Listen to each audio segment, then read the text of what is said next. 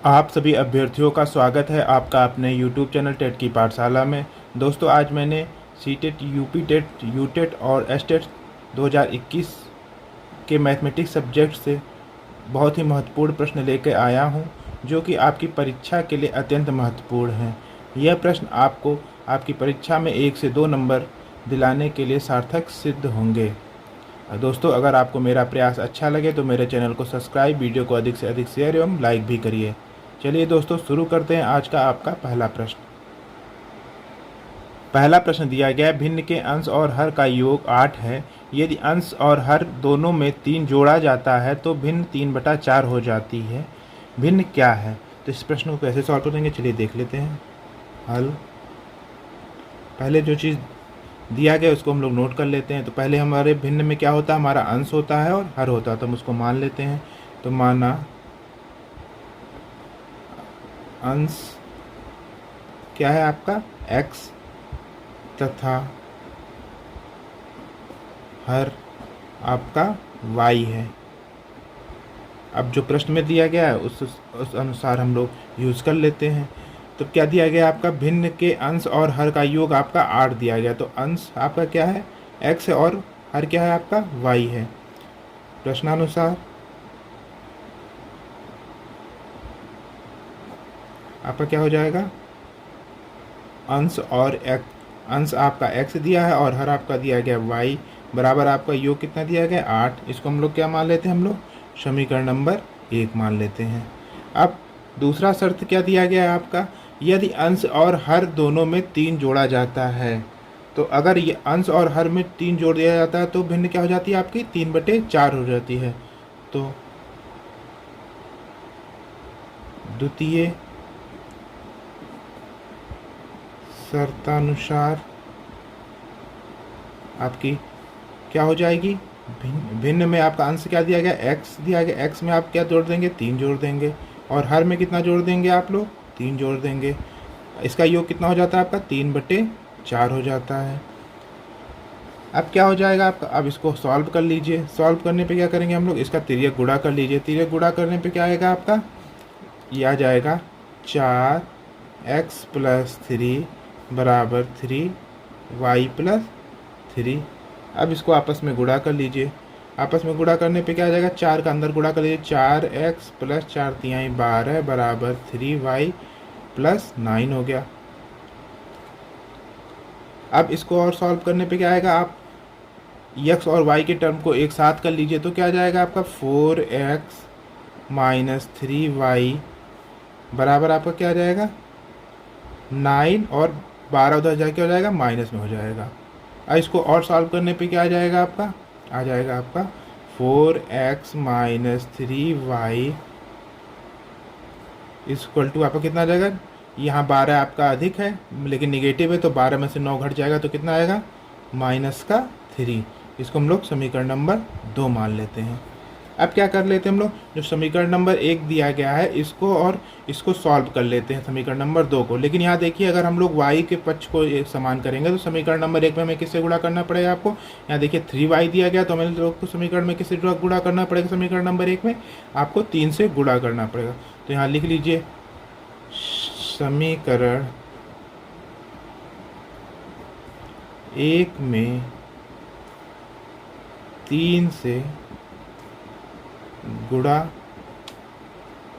करने पर आपका क्या हो जाएगा, आपका हो जाएगा आपका 3x + 3y = 8 का 3 से गुणा करेंगे 8 × 24। ये आप मान लीजिए समीकरण नंबर 3 है। अब क्या कर लीजिए, हम समीकरण नंबर 2 और 3 को सॉल्व कर लीजिए। यहाँ लिख लीजिए समीकरण 2 व 3 को हल करने पर आपका क्या दिया गया, समीकरण नंबर 2 आपका दिया गया 4x - 3y = -3, और दूसरा क्या दिया गया आपका 3x + 3y = आपका 24, मतलब कि 24 दिया गया। अब इसको सॉल्व कर लीजिए। सॉल्व करने पे क्या आ जाएगा आपका, सॉल्व करने पे आ जाएगा, इसको जोड़ दीजिए। तो जोड़ने पे क्या आ जाएगा, -3y और +3y दोनों कट जाएंगे। ये कितना आ गया 4 और 3 7 एक्स बराबर, यहाँ देखिए 24 प्लस में है और -3 निगेटिव में है, तो ये घट जाएगा। 24 में से 3 गया तो कितना बचा आपका 21। तो आपका x बराबर क्या आ जाएगा, x बराबर आ जाएगा 21/7 बराबर आपका 3 आ गया। अब हम लोग क्या ज्ञात कर लेते हैं, हम लोग y की वैल्यू ज्ञात कर ले। यहाँ x की वैल्यू 3 आ गई, तो y की वैल्यू हम लोग कैसे ज्ञात कर लेते हैं, समीकरण नंबर 1 जो दिया गया x plus y equal to 8, इसमें हम लोग वैल्यू रख करके x की और हम लोग y ज्ञात कर लेते हैं। चलिए कर लेते हैं। तो समीकरण 1 में x का मान रखने पर क्या जाएगा आपका समीकरण नंबर 1 दिया गया है x plus y equal to 8। X की वैल्यू आपकी कितनी आई है, 3 आई है, तो यहाँ रख लीजिए 3 प्लस वाई इक्वल टू 8। तो y क्या आ गई आपकी, y बराबर आपकी आ गई 8 माइनस का 3 इक्वल टू 5। तो आपको से पूछा क्या है प्रश्न में, क्या आप प्रश्न में देखिए पूछा गया है भिन्न क्या है। तो भिन्न हमेशा क्या होगी, अंश बटे हर। तो अंश हमने x माना है और हर कितना माना आपका y, तो अंश बटे हर क्या हो जाएगी आपकी भिन्न हो जाएगी। तो यही हम लोग x और y की वैल्यू रख लेते हैं यहाँ पे। तो भिन्न बराबर क्या हो जाएगी आपकी, यहाँ देख लीजिए, भिन्न इक्वल टू अंश आपका कितना है x में है, x का वैल्यू आपकी 3 है और y की वैल्यू आपकी कितनी है यहाँ पे 5 है। तो भिन्न आपकी क्या हो गई 3/5 हो गई। ये रहा आपका पहला प्रश्न। चलते हैं प्रश्न संख्या 2 पे। दूसरा प्रश्न आपकी विभाज्यता से है, दिया गया है यदि 1 2 3 4 a 6 18 से विभाज्य है तो a का मान ज्ञात कीजिए। अब देखिए यहाँ संख्या दी क्या दी गई आपकी 18 दी गई। अब हम लोग 18 का विभाज्यता का नियम अगर हम जानना चाहें तो हम लोग इससे अच्छा क्या जान लें, हम लोग 18 किस किस से डिवाइड हो जाता है। तो 18 किस किस से डिवाइड होता है, आपका 2 से भी डिवाइड हो जाता है, फिर किससे डिवाइड हो जाता है आपका 6 से डिवाइड हो जाता है और आपका 9 से डिवाइड हो जाता है। इसलिए हम लोग क्या करेंगे, हम लोग विभाज्यता के नियम में क्या करेंगे, ऐसी संख्याएं लेंगे जो कि सभी संख्याओं से डिविजिबल हो जाए। तो देखिए सबसे पहले हम लोग क्या कर लेते हैं, देखिए यहाँ पे लास्ट में 6 दिया गया है। तो ये हम लोग जानते हैं कि ये संख्या किससे डिविजिबल हो जाएगी, 6 से डिविजिबल हो जाएगी, क्योंकि लास्ट में आपका 6 दिया गया है। किसी संख्या के लास्ट में अगर 6 होता है और 0 होता है तो वो आप किससे डिविजिबल हो जाता है, 6 से डिविजिबल हो जाता है। तो ये 6 से डिविजिबल हो गया। तो अब हमें किससे ज्ञात करना पड़ेगा, अब हमें 2 और 9 से ज्ञात करना पड़ेगा। तो सबसे पहले देखिए यहाँ संख्याएं क्या दी गई, 1 2 3 4 a और 6। 6 क्या है आपका एक सम संख्या है, तो ये संख्या किससे डिविजिबल हो जाएगी आपकी 2 से डिविजिबल हो जाएगी। और हमें तीसरा किससे डिविजिबल देखना है आपका 9 से देखना है। 9 से डिविजिबल के लिए क्या रूल होता है, आपस की सभी संख्याओं को आपस में जोड़ लीजिए और जो संख्या आएगी उस संख्या को हम 9 से डिवाइड करेंगे तो वो संख्या आपकी डिविजिबल हो जाएगी 9 से। तो यही चीज़ हम लोग यहाँ कर लेते हैं। तो यहाँ लिख दीजिए हल, जो चीज़ दिया गया उसको नोट कर लीजिए। दिया गया 1 2 3 4 a 6 आपका किससे किससे डिविजिबल हो सकता है, डिविजिबल हो सकता है आपका, क्योंकि 18 से पूछा है तो 18 किस किस से डिविजिबल है आपका, ये संख्याएं दी गई हैं। तो यहाँ पे लिख लीजिए 18 से विभाज्य है, अतः 1 2 3 4 a 6 18 के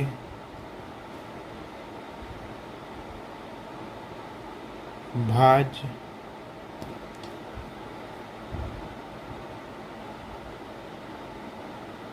गुणनखंडों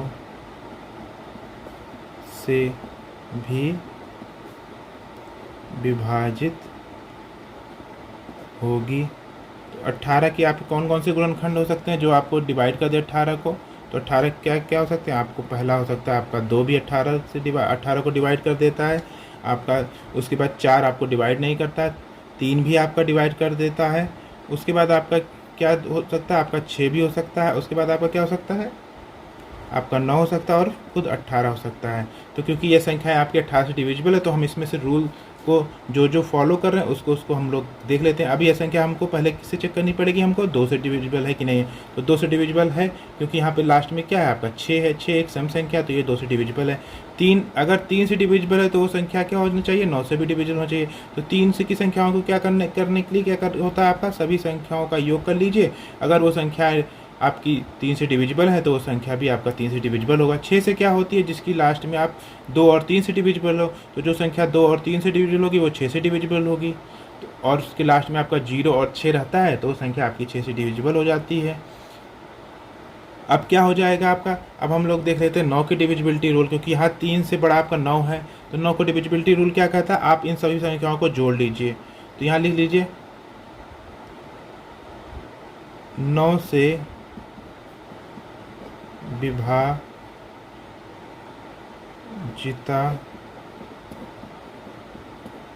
का नियम।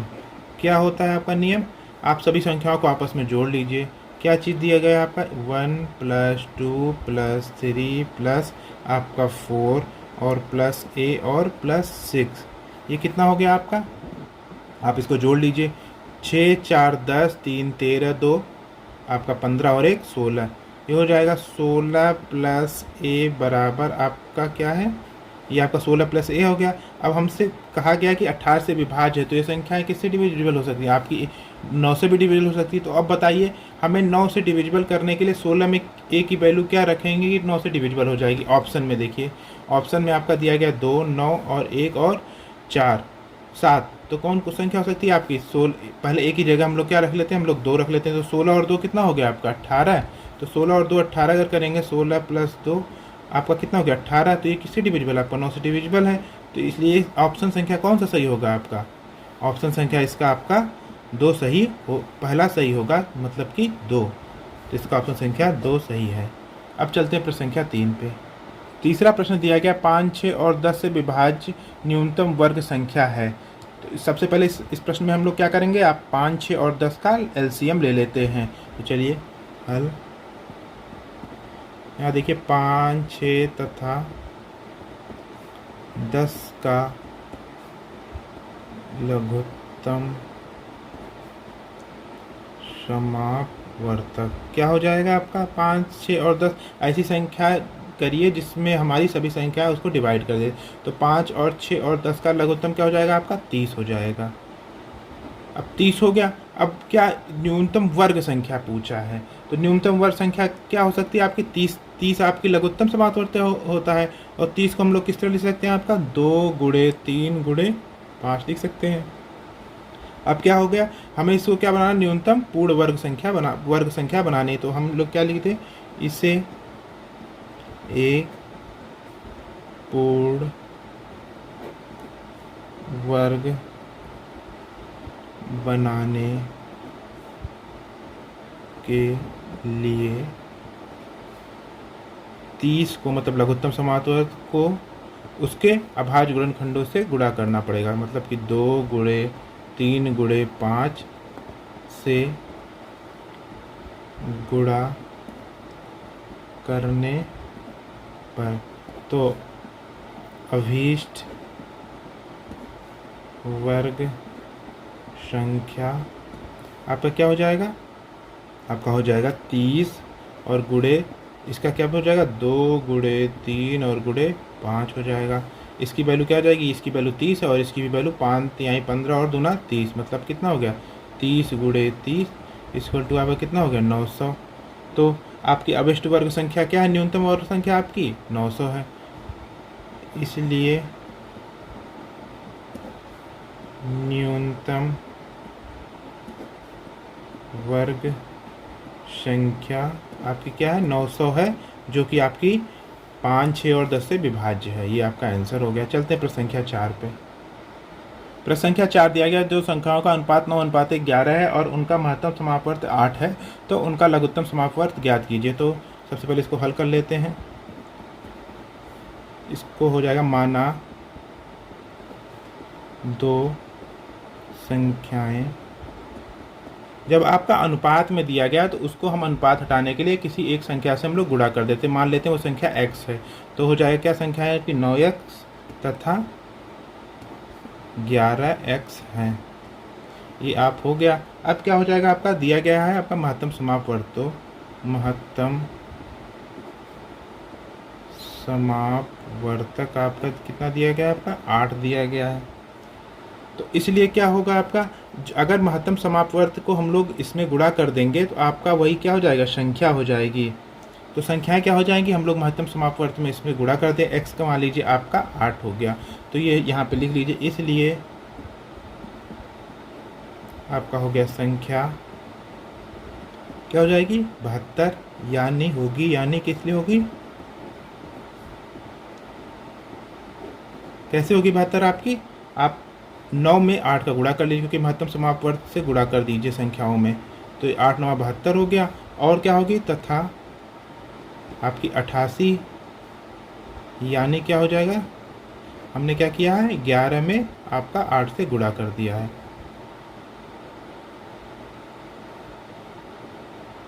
होगी। यहाँ तक आपको समझ में आया होगा। आप x क्या है आपका, एक महत्तम समापवर्त है, यहाँ लिख लीजिए x महत्तम समापवर्तक है। अब आप लोग जानते हैं कि एक फार्मूला होता है कि दो संख्याओं का गुणनफल बराबर लासा गुणे मासा, तो उसका यूज कर लेते हैं। दो संख्याओं का गुणनफल बराबर लासा गुणे मासा, ये आपको याद हो। तो अब क्या हो जाएगा, दो संख्या का गुणनफल क्या हो जाएगा, आप 72 पहली और दूसरी आपकी क्या है 88 है, तो 72 गुणे 88। आपका लासा आपको ज्ञात करना है, तो यहाँ लासा लिख लीजिए लासा, और मासा आपका 8 दिया है। अब इसको सॉल्व कर लीजिए, तो क्या हो जाएगा आपका 72 गुणे 88 बट्टा के 8 बराबर लासा। अब इसको कट कर लीजिए, 8 का नाम 8 और 11 अठे 88 होता है। अब हम लोग आपस में क्या कर लेंगे, 72 गुणे 11 कर लेंगे, ये आपका क्या हो जाएगा लासा हो जाएगा। अब इसका आपस में गुणा करेंगे तो कितना आएगा, 72 का 11 में आप आएगा 792, तो ये हो गया आपका 792, आपका क्या हो गया लासा हो गया। यही आपका आंसर हो गया। आपसे लासा पूछा तो ये आपका आंसर हो गया। चलते हैं प्रश्न संख्या 5 पे। दोस्तों एक प्रश्न पूछा जाता है आपके कि 72 के कितने धनात्मक गुणनखंड है। गुणनखंड से आपके बहुत ज़्यादा प्रश्न पूछे जाते हैं। कभी कभी पूछ लेता है 72 के कितने गुणनखंड है, 128 के कितने गुणनखंड है, या 256 या एक्स्ट्रा, मतलब आपको इसी तरह सॉल्व करना है कैसे धनात्मक गुणनखंड निकालते हैं। तो हमारे प्रश्न में पूछा गया है 72 के कितने धनात्मक गुणनखंड है, तो इसको सॉल्व कर लेते हैं। आप क्या करिए, 72 को आप अभाज्य गुणनखंड कर लीजिए 72 का। तो 72 का अभाज्य गुणनखंड क्या हो जाएगा आपका हो जाएगा 72 को हम लोग क्या लिख सकते हैं, आपका हो जाएगा 2 दूना 4 दूना 8 तिरिक 24 और 3 72। मतलब कि अभाज्य गुणनखंड क्या होगा, 2 एक अभाज्य संख्या, तो 2 दूना 4 दूना 8 तिरिक 24 3 72। तो इसको हम लोग क्या लिख सकते हैं, आप 2 की पावर कितना है आपका 3 है, और गुणे 3 की पावर आपका 2 है। यहाँ ऐसे हम लोग लिख सकते हैं। तो किसी संख्या का अगर धनात्मक गुणनखंड निकालना है तो उसका फार्मूला क्या होता है, किसी संख्या के गुणनखंडों की संख्या, आपका फार्मूला क्या होता है आपका, माना कैसे, माना संख्या हमने मान लिया a की पावर n प्लस b की पावर m। यहाँ a क्या है आपका, जैसे यहाँ पे 2 दिया गया है, n क्या है आपका 3 दिया गया है, b क्या है आपका 3 दिया गया है, और m कितना दिया गया है आपका 2 दिया गया है। तो गुणनखंडों की संख्या क्या हो जाएगी आपकी, गुणनखंडों की संख्या बराबर क्या हो जाएगी, इसमें n दिया गया है तो n प्लस 1 कर लीजिए, n प्लस 1 और इंटू, और ये इसमें भी एक जोड़ लीजिए घात में m प्लस 1। तो जो चीज़ दिया गया उसमें हमें गुणनखंडों की संख्या ज्ञात हो जाएगी। तो यहाँ n कितना दिया गया आपका 3 दिया गया है, प्लस का 1, और यहाँ m कितना दिया गया आपका 2 दिया गया, 2 प्लस 1 हो जाएगा। अब इसको क्या हो जाएगा आपका 3 प्लस 1 कितना हो जाएगा आपका 4, और इंटू आपका कितना हो गया 2 और 1 3 हो गया। अब इस कितना हो गया 12। तो मतलब 72 कितने धनात्मक गुणनखंड होंगे आपके 12 होंगे। तो यहाँ लिख लीजिए 72 के 12 धनात्मक गुणनखंड होंगे। इस तरह आप धनात्मक गुणनखंडों की संख्या ज्ञात कर सकते हैं। आपका फार्मूला है, कोई भी अगर पावर दिया गया a की पावर n प्लस b की पावर m, तो इसको हम लोग क्या कर सकते हैं, या a की पावर m इंटू बी की पावर m, इस तरह कुछ भी दिया गया है तो हम लोग क्या कर सकते हैं, a की पावर m इंटू बी की पावर m दिया है तो उसको हम लोग क्या कर सकते हैं, जो घात दिया गया है उसमें +1 करके और दोनों को आपस में गुणा कर लेते हैं। तो ये आपके धनात्मक गुणनखंड 12 आ गए। चलते हैं प्रश्न संख्या 6 पे। प्रश्न संख्या 6 दिया गया 45 की पावर 45 को 46 से विभाजित किया जाता है तो शेषफल क्या होगा। तो इस सवाल को सॉल्व करने के लिए हम लोग शेषफल प्रमेय का प्रयोग करते हैं। तो सबसे पहले हम क्या लिखते हैं, हल। शेषफल प्रमेय का प्रयोग करने पर आपका 45 की पावर 45 क्या है, एक बहुपद है। यहाँ लिख लीजिए 45 की पावर 45 एक बहुपद है। और भाजक क्या है आपका, आपका भाजक 46 है और भाजक आपका कितना दिया गया, आपका 46 है। तो हम लोग क्या लिख सकते हैं, तो हम लिख सकते हैं, क्या लिख सकते हैं हम लोग, 46 को हम लिख सकते हैं। अगर मान लीजिए 45 ये है और शेषफल आपका 1 आ गया तो 45 + 1, इस तरह हम लोग लिख सकते हैं। और इसको हम लोग किस तरह लिख सकते हैं, इसको हम लिख सकते हैं 45 माइनस और माइनस का 1, इस तरह लिख सकते हैं। क्योंकि माइनस माइनस से गुणा करेंगे तो क्या हो जाएगा, आपका प्लस में आ जाएगा। अब क्या हम लोग लिख सकते हैं, इस प्रकार शेषफल, इस प्रकार शेषफल आपका क्या हो जाएगा, -1 जो यहाँ पे दिया गया इसकी पावर आप क्या लिख लीजिए, 45 लिख लीजिए। 45 की पावर 45 हो जाएगा तो उसका तो 1 हो जाएगा, -1 की पावर 45। अब क्या हो जाएगा दोस्तों, अब -1 की पावर 45 कितना आता है आपका, -1 आएगा। लेकिन हम लोग क्या जानते हैं, शेषफल हमेशा नेगेटिव नहीं होता है तो इसको हमें पॉजिटिव बनाना पड़ेगा। लेकिन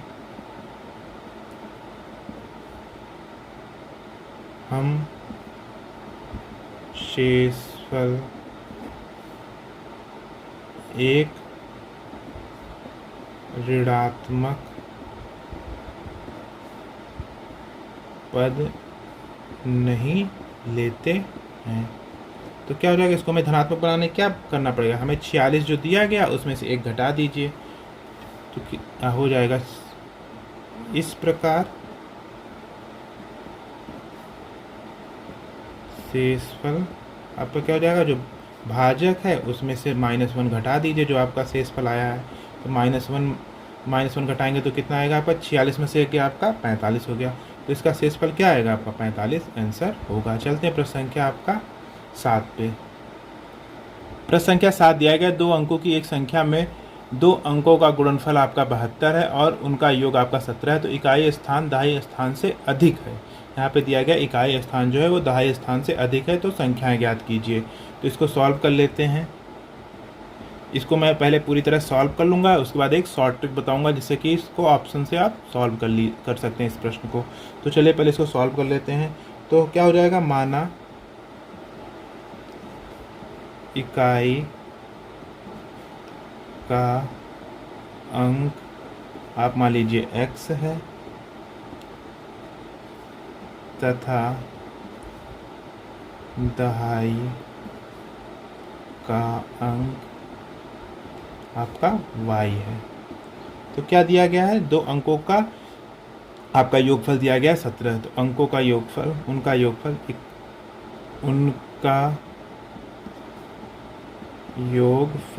क्या हो जाएगा आपका, x + y = आपका कितना हो जाएगा, = आपका 17 हो जाएगा। इसको हम लोग कैसे लिख सकते हैं, और इसको हम लोग लिख सकते हैं x बराबर आपका 17 माइनस का y। ये आप मान लीजिए समीकरण नंबर 1 दिया गया। अब क्या दिया गया, 2 अंकों का गुणनफल आपका 72 दिया गया है। तो यहाँ पे लिखिए 2 अंकों का गुणनफल आपका कितना दिया गया है, 72 है। तो 2 अंकों का गुणनफल क्या हो जाएगा, x × y बराबर आपका 72 मतलब कि 72 हो गया। अब हम लोग क्या कर लेते हैं, x की जगह हम लोग क्या लेते हैं, 17 माइनस का y कर लेते हैं। तो 17 - y और × y बराबर आपका 72 हो गया। अब इसको सॉल्व कर लीजिए। सॉल्व करेंगे तो क्या आएगा 17y माइनस वाई स्क्वायर बराबर आपका 72 हो गया। अब क्या करेंगे हम लोग इसको इधर लेके चले जाते क्योंकि वाई स्क्वायर आपका पॉजिटिव में ले लेते हैं हम लोग। तो वाई क्या हो जाएगा आपका वाई स्क्वायर पॉजिटिव हो गया और उधर जाके ये क्या हो जाएगा माइनस का 17y और ये प्लस में तो रहेगा रहेगा प्लस 72 इक्वल टू 0। अब हम लोग को क्या करना है, हमको फैक्टर ज्ञात करने हैं। अब फैक्टर ज्ञात करने के लिए हम लोग क्या करेंगे, हम लोग क्या करेंगे 8 72 को ऐसा करेंगे कि यहाँ पे जोड़ने पे आपका 17 आ जाए। तो कितना हो जाएगा 8 9 72 मतलब 8 में अगर 9 जोड़ देंगे तो कितना आपका आ जाएगा 72 हो जाएगा। तो यही चीज़ हम लोग कर लेते हैं यहाँ पे। तो यहाँ कर लीजिए वाई स्क्वायर माइनस यहाँ कर लीजिए 9 प्लस 8 कितना हो गया आपका 17 और 9 8 का गुणा करने पे आपका कितना आएगा 72 वाई। तो ये हो गया 72 के। अब क्या हो जाएगा आपका यहाँ से अंदर गुणा कर लीजिए y square minus 9y minus 8y plus 72 हो गया। अब यहाँ से कॉमन ले लीजिए तो क्या हो जाएगा y, यहाँ से कॉमन ले लेंगे तो क्या होगा y माइनस का 9 माइनस 8 यहाँ से कॉमन ले तो y माइनस का 9। यहाँ से y की वैल्यू क्या हो जाएगी आपकी y माइनस 9 एक ब्रैकेट में और y माइनस 8 एक ब्रैकेट में आ जाएगी। ये किसके बराबर आपका है 0 के बराबर है। अब क्या हो जाएगा y की हम लोग वैल्यू निकाल लेते हैं। तो y माइनस 9 इक्वल टू 0 करेंगे तो y बराबर आपका कितना आ जाएगा 9 और दोबारा करेंगे तो y बराबर कितना हो जाएगा 8 आ जाएगा। लेकिन यहाँ पे आपका क्या दिया गया है इकाई स्थान, यहाँ ऊपर प्रश्न पढ़े इकाई स्थान आपका क्या है दहाई स्थान से अधिक है। तो मतलब हम इकाई स्थान को बड़ा लेना पड़ेगा। तो इसमें हम लोग दहाई को क्या ले लें, हम लोग दहाई को ले लें आपका 8 क्योंकि इकाई आपका बड़ा पूछा गया। तो यहाँ पे दहाई का अंक क्या हो गया आपका दहाई का अंक आपका हो गया इक्वल टू 8। तो इकाई का अंक क्या हो जाएगा आपका दिया गया था x plus y equal to आपका 17। अब दहाई आपने माना है 8 तो 8 यहाँ पे रख लीजिए। तो क्या हो जाएगा आपका x प्लस 8 बराबर 17। तो x में से 8 x बराबर 17 माइनस 8 17 में से 8 गया कितना बचा x बराबर आपका 9 हो गया। तो आपका इकाई अंक क्या हो गया आपका इकाई अंक आपका हो गया 9 और दहाई अंक आपका क्या हो गया आपका 8 हो गया। तो इसमें ऑप्शन संख्या कौन सी दी गई है, ऑप्शन संख्या ऐसा कौन सा सही होगा, इकाई अंक आपका क्या हो गया आपका 9 हो गया और दहाई अंक कितना हो गया 8 हो गया, मतलब ऑप्शन संख्या 4 सही है। अब इस प्रश्न को कैसे हम लोग सॉल्व कर सकते हैं, देखिए यहाँ पे लिखा उनका योग आपका 17 दिया गया। तो अब अगर इसको जोड़े ऑप्शन से तो 7 और प्लस 2 कितना हो गया 9 हो गया। तो 17 तो आ नहीं रहा, तो ये ऑप्शन आपका गलत हो गया। 7 और 1 8 8 यहाँ 8 आ रहा है लेकिन यहाँ पे कितना दिया गया आपका 17 दिया गया, ये भी ऑप्शन गलत हो गया और ये भी ऑप्शन गलत हो गया। और तीसरा ऑप्शन क्या गया 55 55 में 5 और 5 जोड़ेंगे तो क्या हो जाएगा आपका 10 हो जाएगा। 10 यहाँ 17 दिया गया तो ये भी ऑप्शन गलत हो जाएगा। और चौथा ऑप्शन दिया गया 89 मतलब 89। तो 9 और 8 में जोड़ेंगे तो कितना आएगा 17। ये आपका क्या फॉलो कर रहा है, हाँ कर रहा है, तो ये आपका सही हो गया। ये रहे आपके प्रश्न संख्या 7। आप इसको मतलब ओरली भी सॉल्व कर सकते हैं। चलते हैं प्रश्न संख्या 8 पे। दोस्तों आपके पेपर में हर बार इकाई का अंक से एक प्रश्न जरूर आता है। मैंने एक प्रश्न लेके आया है आपको कॉन्सेप्ट समझाने के लिए। दिया गया 13 की पावर 123 का इकाई अंक ज्ञात कीजिए। तो सबसे पहले हम लोग जान लेते हैं कि इकाई अंक क्या कैसे निकालते हैं। देखिए हम लोग क्या करते हैं, जैसे कि अगर हम यहाँ पे लास्ट इकाई अंक क्या दिया गया आपका इकाई अंक आपका यहाँ पे देखिए क्या दिया गया है 13 में इकाई अंक क्या है आपका 3 है। तो 3 की पावर 123 को निकाल लेते हैं। तो 3 की हम देख लेते हैं कि कितनी साइकिल वैल्यू होती है, साइक्लिक वैल्यू कितनी होती है 3 की। तो सबसे पहले हम लोग साइक्लिक वैल्यू याद कर लें कि 3 के कितनी साइक्लिक वैल्यू होती है। तो सबसे पहले हम लोग क्या कर लेते हैं 3 की पावर मतलब यहाँ पे इकाई अंक क्या दिया है 3, तो 3 की पावर 123 के लिए क्या हम लोग निकाल रहे हैं साइक्लिक वैल्यू निकालना है कि कितने पे इसकी वैल्यू क्या आती है।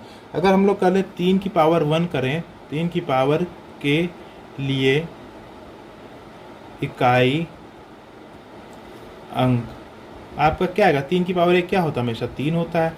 अब हम देखें 3 की पावर 2 के लिए इकाई अंक क्या हो जाएगा 3 की पावर 2 कितना होता है 9। अब अगर आ जाएगा 3 की पावर 3 के लिए इकाई अंक कितना हो जाएगा आपका 27। लेकिन 27 में आपका इकाई अंक क्या हो गया आपका 7 हो गया, इसका मतलब क्या हो गया आपका 7 हो गया इकाई अंक। अब आ गया 3 की पावर 4, 3 की पावर 4 के लिए इकाई अंक कितना हो गया आपका 3 की पावर 4 कितना होता है 3 त्रिका 9 त्रिक 27 या 81 मतलब 81 हो गया। इसमें इकाई अंक क्या हो गया आपका 1 हो गया। अब क्या करेंगे दोस्तों, अब देखते हैं 3 की पावर 5 के लिए। तो 3 की पावर 5 के लिए इकाई अंक कितना हो गया आपका? 3 की पावर 5 कितना होता है? 3 की पावर 4 81 होता है। उसमें आप 3 से गुणा कर लीजिए तो कितना हो गया आपका? 243 हो गया। 243 में आपका इकाई अंक क्या हो गया आपका? 3 हो गया। अब देखिए क्या ये 3 अंक जो आया है ये आपका इकाई का अंक 3 की पावर 1 करने पे आ रहा है ना। मतलब आपकी साइक्लिक वैल्यू क्या है आपकी? हम लोग 3 की पावर 1, 3 की पावर 2, 3 की पावर 3 और 3 की पावर 4 तक ही निकालते हैं। 3 की पावर 5 से फिर से वो 3 आ जाएगा। 3 की पावर 6 में उसका वैल्यू 9 आ जाएगा। 3 की पावर आपका 7 में उसकी वैल्यू 7 आ जाएगी और 3 की पावर 4 में उसकी वैल्यू 1 आ जाएगी। मतलब 8 में उसकी वैल्यू हमेशा आपकी क्या हो जाएगी? 1 आएगी। तो मतलब हमारी साइक्लिक वैल्यू क्या है? 3 की पावर 4 तक हम लोग कर लेते हैं। तो हम लोग क्या करेंगे, इस जो संख्या दी गई है 123 यहाँ ऊपर देखिए, इसको हम लोग क्या कर देते हैं? 4 से डिवाइड कर देते हैं। तो 4 से डिवाइड जब कर देंगे तो जितनी संख्याएं 4 से डिवाइड होंगी उसकी वैल्यू हमारा क्या आएगा? हमेशा 1 आएगा। और जितनी बचेंगी उसकी वैल्यू हम लोग निकाल लेते हैं। तो चलिए यही करते हैं प्रश्न में। यहाँ लिख लीजिए, उपरोक्त प्रक्रिया से हम देख सकते हैं कि इकाई अंक प्रत्येक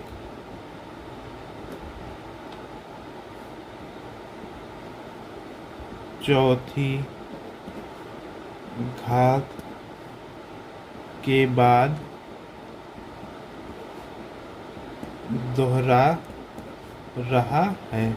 आप देख रहे हैं 3 की पावर 5 किसके बराबर हो रहा है? 3 के बराबर, मतलब वो 3 की पावर 1 के बराबर आ जा रहा है। यही चीज़ मैंने लिख दिया। तो हम लोग कैसे लिख सकते हैं 3 की पावर 123 को? हम लोग या 13 की पावर 123 को हम लोग लिख लेते हैं 13 की पावर 123 को हम लोग क्या लिख सकते हैं? हम लोग लिख सकते हैं, ये हो जाएगा 13 की पावर आपका हो जाएगा 120 गुणे आपका क्या था? 13 की पावर कितना बचा आपका? 3 बचा। अब हम लोग इसको क्या लिख सकते हैं? इकाई का अंक आपका क्या दिया गया? आपका 3 दिया गया है। तो 3 का क्या हो जाएगा आपका? इसको हम लोग इकाई का अंक में लिख सकते हैं 3 की पावर 120 और गुणे 3 की पावर आपका 3, इस तरह, क्योंकि इकाई अंक हमें ज्ञात करना है। अब क्या हो जाएगा? 3 की पावर 120 को हम लोग क्या लिख सकते हैं? हम लोग लिख सकते हैं 3 की पावर आपका 4 की पावर 30 और क्या हो जाएगा? गुणे 3 की पावर आपका 3 हो गया।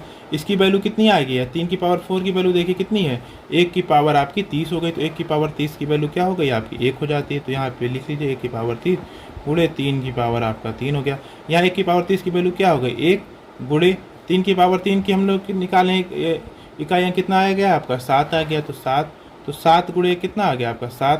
तो इकाई अंक कितना आ गया आपका? 7 आ गया। तो इसको लिख सकते हैं 13 की पावर 123। हम लोग इसको इसलिए 3 लिखा है क्योंकि हमें इकाई का अंक ज्ञात करना। तो हम लोग इस तरह लिख लें 13 की पावर 123 का इकाई अंक 7 होगा। अब चलते हैं प्रश्न संख्या 9 पे। संख्या 9 दिया गया है 1000 तक कितनी संख्याएं हैं जो 10 और 13 से गुणज हैं। तो इसको सॉल्व करने के लिए हम लोग क्या करेंगे? सबसे पहले 10 और 13 का हम लोग एलसीएम ले लेते हैं। तो यहाँ हल कर लीजिए। 10 तथा 13 का लघुत्तम समावर्तक कितना होगा आपका? 10 और 13 का 130 हो गया। अब क्या करेंगे हम लोग? 130 को 1000 में डिवाइड कर देंगे। तो 1000 को अगर 130 से डिवाइड करेंगे तो कितना जाएगा? लगभग आपका 7 बार जाएगा। तो अगर 7 बार जा रहा है तो इन 1000 तक कितनी संख्याएं हैं जो 10 और 13 से गुणज है? तो आपका 7 हो जाएगा। तो इसके आंसर क्या हो जाएगा आपका? 7 आंसर हो जाएगा। हम लोग सबसे पहले क्या निकालेंगे? हम लोग 10 और 13 का लघुत्तम समापवर्त निकालेंगे। तो 130 को हम लोग किसको डिवाइड कर देंगे? 1000 से डिवाइड कर हो जाएगा 130। तो क्या हो जाएगा जब डिवाइड करेंगे 130 से? तो कितना आ जाएगा आपका? 7 आ जाएगा। 7 तक आएगा लगभग। तो हमारी कितनी संख्याएं हैं जो हमारी कितनी संख्याएं हैं आपकी? 7 संख्याएं हैं जो आपकी 1000 तक, जो कि आप 10 और 13 दोनों से आपकी विभाज्य या गुणज हैं। तो ये हो गया आपका आंसर 7। अब चलते हैं प्रश्न संख्या 10 पे। प्रश्न संख्या 10 कह रहा है 200 और 601 के बीच कितनी संख्या है जो आपकी 4, 5 और 6 से पूर्णतः भाज्य हैं। तो सबसे पहले हम लोग क्या करेंगे, हल हम लोग क्या करेंगे, 4, 5 तथा 6 का लघुत्तम समापवर्तक क्या हो जाएगा, 4, 5 और 6 का। ऐसा संख्याएं जो आपकी 4, 5, 6 से पूर्णतः विभाज्य है, तो क्या हो जाएगी वो संख्या आपकी हो जाएगी 4 आपका हो जाएगा 60, क्योंकि 60 ऐसी संख्या है जो आपकी 4 से डिविजिबल है और आपका हो गया 5 से डिविजिबल है और आपका 6 से भी डिविजिबल है। तो अब हम लोग क्या करेंगे, हम लोग पहले क्या करेंगे, जो लघुत्तम समापवर्तक आया है उसको हम पहले क्या करेंगे, 200 में से डिवाइड, 200 को लघुत्तम समापवर्तक से डिवाइड कर देंगे और 601 को भी लघुत्तम समापवर्तक से डिवाइड कर देंगे। जब 200 को डिवाइड करेंगे 60 से तो कितना आ जाएगा आपका, लगभग कितना आ जाएगा, 6 से 18, मतलब आपका 3 लगभग आ जाएगा, 3 बार डिवाइड हो जाएगा। और दूसरा क्या दिया आपका, 601 दिया है। अगर हम लोग 601 को करते हैं 60 से तो लगभग कितनी बार जाएगा आपको, 10 बार जाएगा। तो देखिए हमसे पूछा क्या गया आपका, 200 और 601 के बीच में, मतलब कि हमें क्या करना पड़ेगा, जो 601 में आपकी 10 आई है और 200 में आपकी कितनी आई है, 3, तो 10 - 3 = 7। तो 7 ऐसी संख्याएं हैं जो आपकी 4, 5 और 6 से पूर्णतः भाज्य हैं 200 और 601 के बीच में। दोस्तों यह रहे आज आपके मोस्ट इम्पॉर्टेंट प्रश्न। आशा करता हूँ यह प्रश्न आपको आपकी परीक्षा के लिए अत्यंत महत्वपूर्ण होंगे। अगर आपको मेरे यह प्रयास अच्छा लगे तो मेरे चैनल को सब्सक्राइब, वीडियो को अधिक से शेयर एवं लाइक भी करिए। मिलते हैं अगले इंपॉर्टेंट वीडियो के साथ, तब तक के लिए नमस्कार।